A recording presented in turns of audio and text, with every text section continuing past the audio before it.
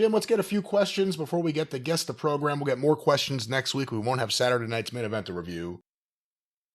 This one, you don't have to answer. I just want to read it to you because I got such a kick out of it.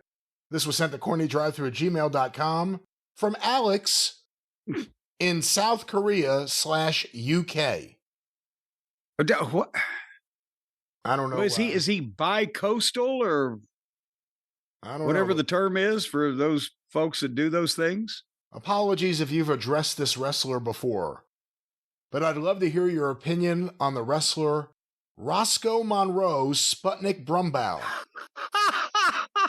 I recently saw a social media post that says he was labeled a communist for simply standing up for the black community and inviting a black person into the ring with him many decades ago.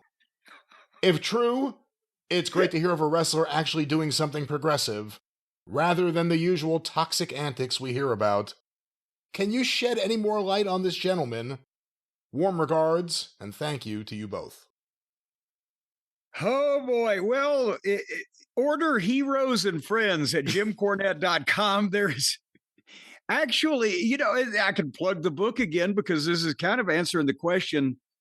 There is a more complete and chronological and detailed story of the impact that Sputnik had in Memphis, in wrestling, and in the greater civil rights picture in my story in Heroes and Friends than there is out there most places, because most people either concentrate on the story of integrating the Ellis Auditorium, and most others don't concentrate on what Sputnik did and the facts and figures and the opponents and the matches and the things that he did to get the standing in Memphis to be able to be the guy that did these things, and how well known he was in the city as a result of all of his antics. So I can say that he wasn't called a communist. The old lady in Alabama that saw him with the black hitchhiker that he had picked up to help drive for him because he was tired, they walk in the building, and the old woman, as the story goes, screams, "You're nothing but a damn Sputnik," because that was the name of the Soviets' space program. We were in the fucking early stages of the space race. Were we going to get there, or were the commies going to get there?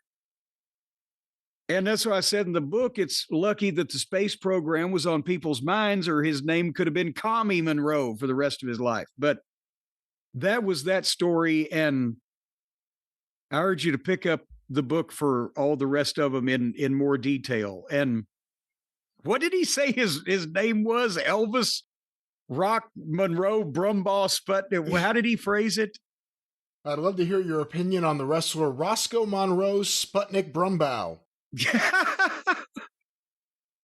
Roscoe Monroe Brumbaugh was his actual real government name, as the kids say. And he had been working in Alabama as Elvis Rock Monroe. He'd worked as Rock Monroe and et cetera. And then when he picked up the Sputnik tag and brought that to Memphis, and then that was the end of it from there. But brought one more factoid and we'll move on. But Sputnik Monroe drew the two largest wrestling crowds in the history of the city of Memphis, Tennessee, both in the same month in 1959. And as I mentioned in the book, wrestling was for a variety of reasons, which I won't go into here. Wrestling was pretty much dead in Memphis and had been for a few years. And as Buddy Wayne told me 25 years later, flat out, he said the business in Memphis was dead and Sputnik Monroe saved it. I don't know if Elvis Monroe would have worked. No, well, it might have got heat in Memphis, but I don't know if he would have. He probably wouldn't have got to hang out with Sam Phillips's kids if he'd ripped off Elvis in Memphis. Dad, you know how you were talking about selling Elvis to RCA? Yeah. We got a new Elvis.